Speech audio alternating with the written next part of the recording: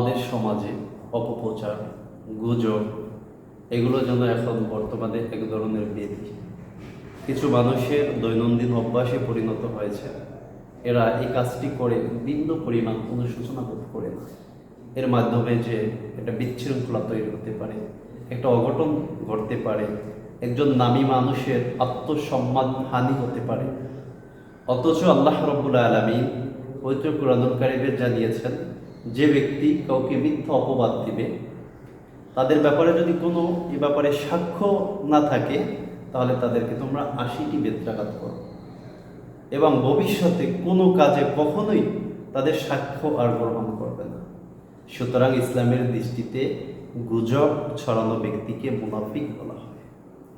গুজব একটি বাংলা শব্দ, যার অর্থ হচ্ছে রটানো, মিথ্যা প্রকাশ করা। এ ব্যাপারে আল্লাহ রাব্বুল আলামিন পবিত্র কুরআনুল কারীমের সূরাতুল আল ইসরা এর ৩৬ নং আয়াতে উল্লেখ করেছেন, ওয়ালা তাকফু মা লাইসা লাকা বিহি ইলম ইন্নাস সামআ ওয়াল বাসারা ওয়াল ফুআদা কুল্লু উলাইকা কানা আনহু মাসউলা। আল্লাহ রাব্বুল আলামিন বলেছেন, তোমাদের যে বিষয়ে কোনো জ্ঞান নেই তাকে সত্য মনে করে তার পিছনে পড়ো না। জেনে রেখো, তোমাদের কান, চোখ ও অন্তর সম্পর্কে জিজ্ঞাসিত করা হবে। কাজী কোনো ব্যাপারে কোনো কিছু শুনলেই সেটা প্রকাশ করা যাবে না।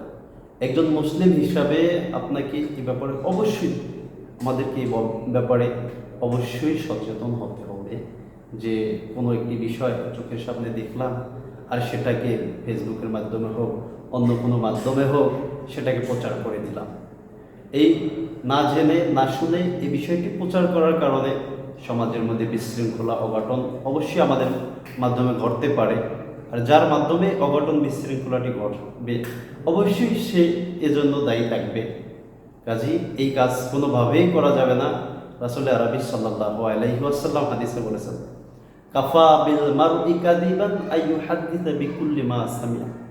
কোনো ব্যক্তির জন্য মিথ্যাবাদী হওয়ার জন্য এতটুকুই যথেষ্ট যে সে কোনো কথা শুনেই সেটা প্রকাশ করে দিল, সেটা ছড়িয়ে দিল।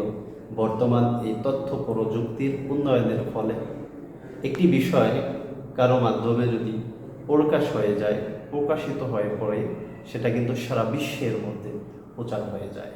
কাজেই এই প্রচারের মাধ্যমে আমরা দেশের কোনো ক্ষতি করতে পারি না, একজন নামী মানুষের সম্মানহানি করতে পারি না। এ বিষয়ে আমাদের অবশ্যই লক্ষ্য